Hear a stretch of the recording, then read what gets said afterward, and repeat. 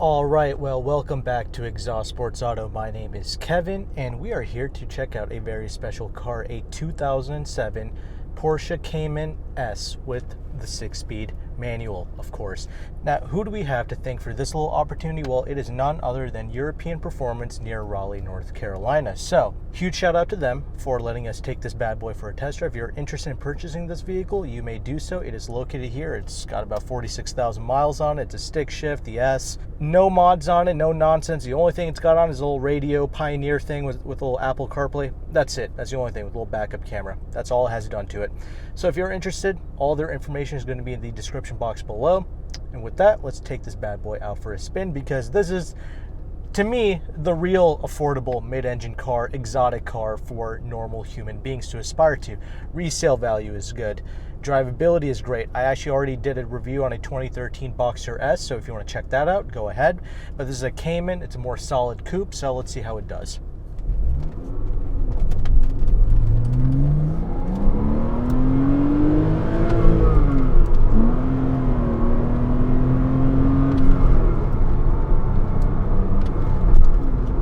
Okay, just got to get a little used to it here, but overall, very easy car to drive. You know, I was kind of driving this thing around the little parking lot here and there, and very easy car, very easy clutch to get used to, so no issues there. Now, let's talk a little bit first about kind of the Cayman and talk about this exterior a little bit. Dude, this Cayman, this is like a 13-year-old car right now, and you would never honestly believe it. It is just such a timeless classic shape to this car. This is kind of one of the reasons why these cars are kind of holding its value, but also, you know, this is the S package, so of course it's got a little niceties, you know, like the kind of center dual exhaust thing going on, so that's pretty good compared to the regular non-S model. So in 2006, they only came out with an S. 2007, you know, they came out with a regular Boxster with a 2.7 liter engine. This is the 3.4 liter Boxster, 6-cylinder, of course, so we'll get to that in a bit. But yeah, some other things you get, you know, red brake calipers, you know, updated brakes for the S trims, of course, you know, drilled rotors, of course. But the point is, it's attractive, still demands attention, and is still desirable. So that's part of the reason why, you know, I had a friend who flipped one of these things. He bought one of these, he actually flipped it a few weeks later for a profit. So there you go.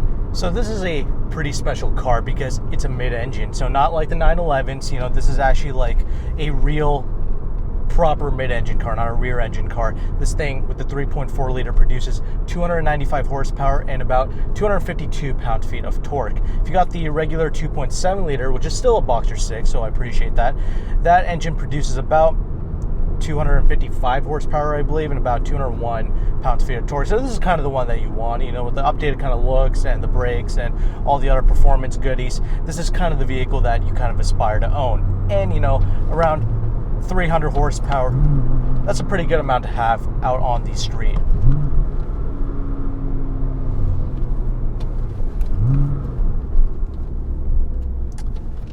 Very easy car to drive, dude. Like this gear shifter is kind of interesting. It's surprisingly a little soft, but very easy to get used to nonetheless.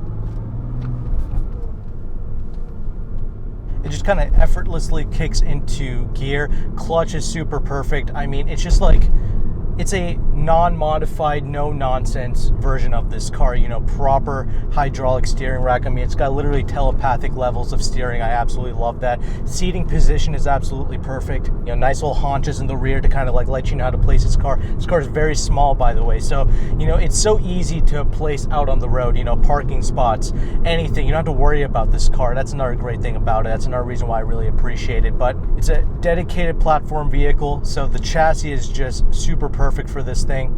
As we're about to test out some of this handling here.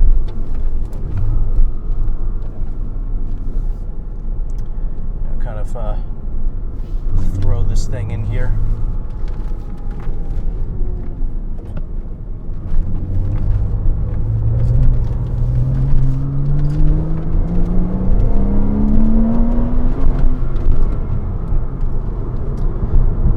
Absolutely no issues with the chassis of this car, dude. This thing is absolutely perfect.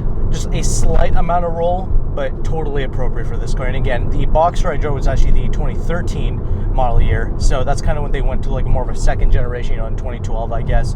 So there is that. But this car, the reason why I love it so much is because it is just perfect to drive out on the street. It is so satisfying. All the inputs of this car, the steering, it is just so damn connected. The engine has such a nice tone to it. It might not sound like a lot on paper, you know, 295 horsepower, little boxer 6-cylinder engine, but dude, let me tell you, the way that this car sounds, it's so elegant. That's the only like term I can come up with to kind of describe this whole driving experience.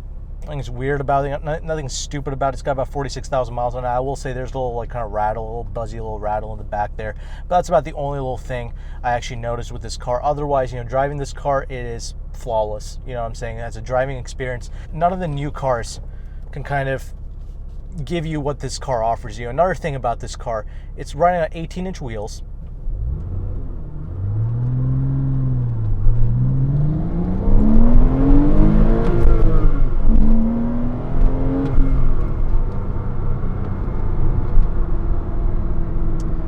Anyway, sorry about that. Got a little distracted there, but yes, 18-inch wheels all around. So this thing is riding beautifully. Unlike some of the M cars I've driven, this car is not only connected, a great driving experience, but this is actually super daily drivable. And you can daily drive it because, as we're about to see in the interior segment, this thing has 2 trunks, so that's pretty cool. But anyway, yes, extremely compliant car, very plush, and the interior is aged extremely well too. It's pretty solid in here other than that little rattle I noticed, but I just love how direct this car is, dude. This thing is just so damn, it just does everything on a dime type of thing, you know what I'm saying? It reacts so damn well. It's got about 235 wide tires up front and about 265 wide tires in the rear, so it makes sense, but obviously, you know, another little advantage, you know what I'm saying? The balance of these cars are absolutely perfect.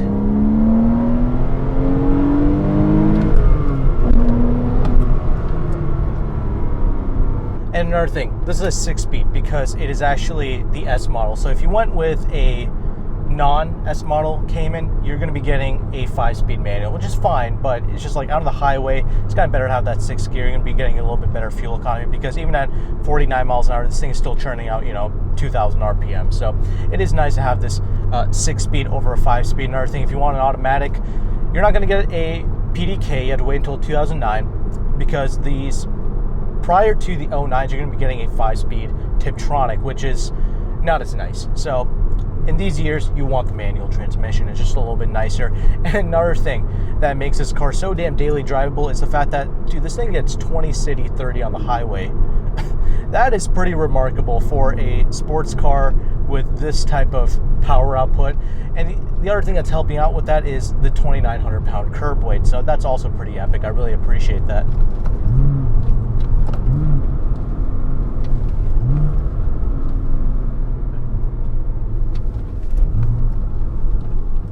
Blipping those throttles, hitting those heel toes, very satisfying doing this car. You know, that's the other thing. When you get it right, you know, I'm not the best manual driver or anything like that, but, you know, it's always very satisfying to get it right in the car. And this Cayman is helping you do that a little bit easier. You know what I'm saying?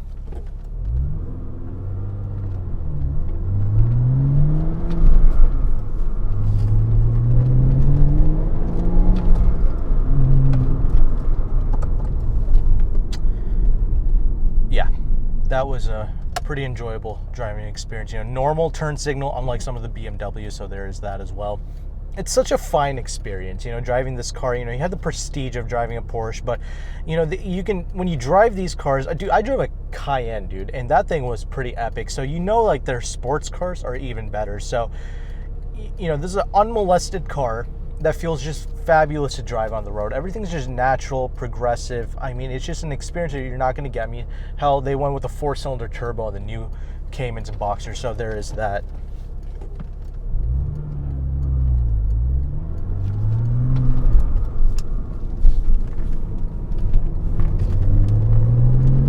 Really bust a tight turn right there.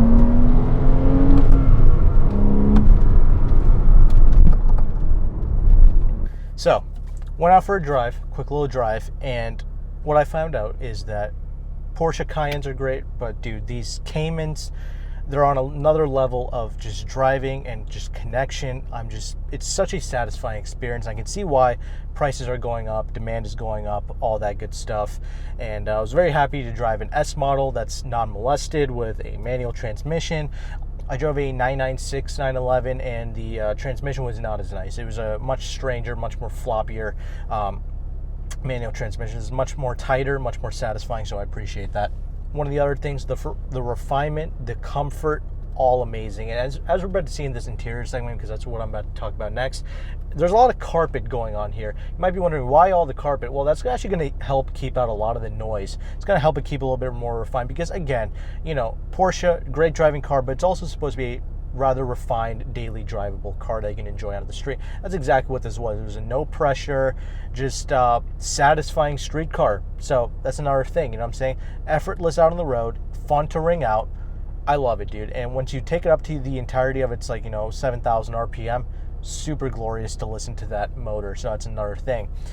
Now, let's talk about this interior. Similar to my LC500, nice little beige interior going on here. This is my most favorite interior for Porsche, so I'm very happy to see that here for this particular model. It's got the nice Bose little audio system. Like I mentioned, it has like the little Pioneer headset thing going on, or infotainment, I should say, with a little navigation. It's got the Apple CarPlay, all that good stuff, so there is that.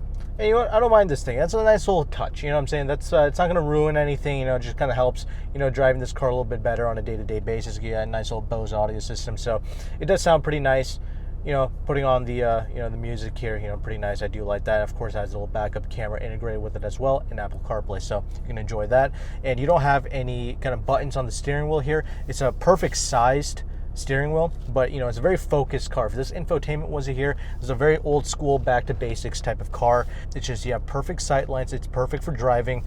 The steering wheel is the perfect kind of shape and size. I really do love that. These seats are also excellent. I love these seats. They are very comfortable, very plush, but they do still kind of keep you in place. They don't look like much when you just look at them, but they do truly keep you in place. I'm about 5'11", so there is that. And they are actually heated seats, but there's a, if you kind of lean back on them, it's kind of an older car, it will kind of squeak a little bit, but nothing about this actually ever bothered me, driving this car. But those are kind of the only negatives I noticed about driving this car. Otherwise, this is damn near perfect, actually. So I do really like driving this car.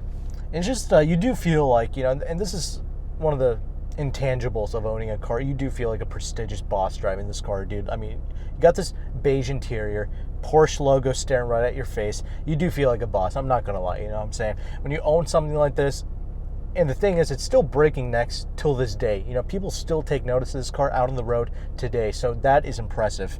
Now, another thing you have to keep in mind, yes, this car is pretty practical in terms of the fact that it has two trunks, which I'll get to, but it doesn't have a whole lot of, storage space going on here.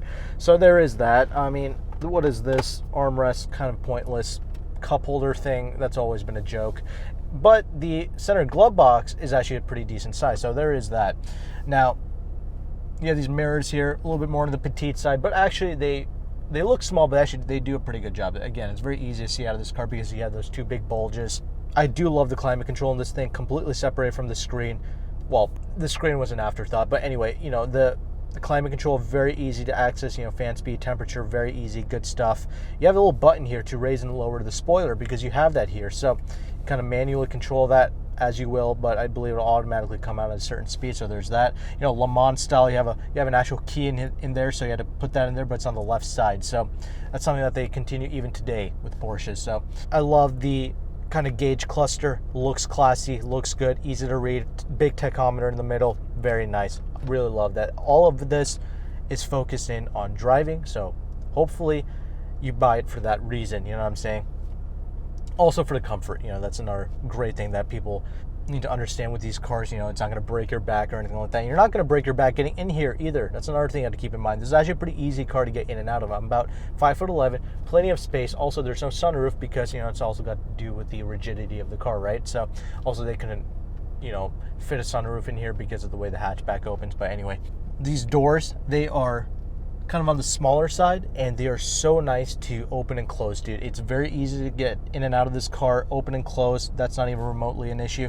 It's just I'm surprised how practical it is. You know, you wouldn't really think about these things when you just look at it at a first glance. So nice little touches there. It has a nice solid kind of bank vault, kind of typical German car feel that you would expect out of a car like this, right? So you have that going on. Now let's talk about those two trunks because it's pretty interesting. Now let's talk about the rear one first because it's actually, of course, a mid-engine car. So the engine is sitting right behind you, but it's a huge hatchback, so you can fit a lot of things back there. You know, similar to a C7 Corvette or a Jaguar F-Type.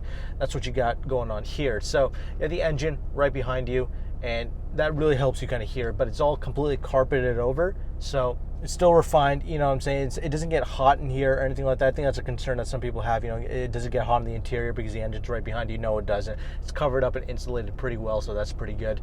And yes, you can store a bunch of things back there, longer items, golf clubs, don't even worry about that. You have the trunk up front as well, so it's like a Tesla. You can definitely fit carry-on bags. I think 2 carry-on bags up in the front trunk alone. So it doesn't look like much, but it is deceptively large. So I really appreciate that, but you got to keep in mind, the only things hindering this from being a daily driver is about, you know, it's a coupe, it's a 2-seater, so there's that. I mean, there's a lot of storage space, but that's about it. But this is one hell of a second car for somebody. So if you appreciate the things I talked about in this review, I think this is going to be a satisfying car to own in the long haul, especially since it is a pretty damn reliable vehicle as well. You know what I'm saying? You don't have to worry a whole lot about this thing. You know, this dealership that I went to, they actually specialize in Porsches. That's one of their specialties, and they will service these vehicles, all that good stuff. So you have that going on. You can still get warranties, finance these things. I think they were talking about like a light stream or whatever through SunTrust or BB&T. I think you sign up for that. If you have a high credit score, you just immediately get approved for cars. So there's that, something to look into. So financing something like this, warranting something like this, not even remotely an issue. So that's pretty much going to do it for this review. Hopefully you found value with it. If you're an owner of this car, please leave your thoughts down in the comment section below. And please, if you're interested in this car, hit up European Performance. That is where this car is being kept. So with that, thank you again for watching. Take care and goodbye.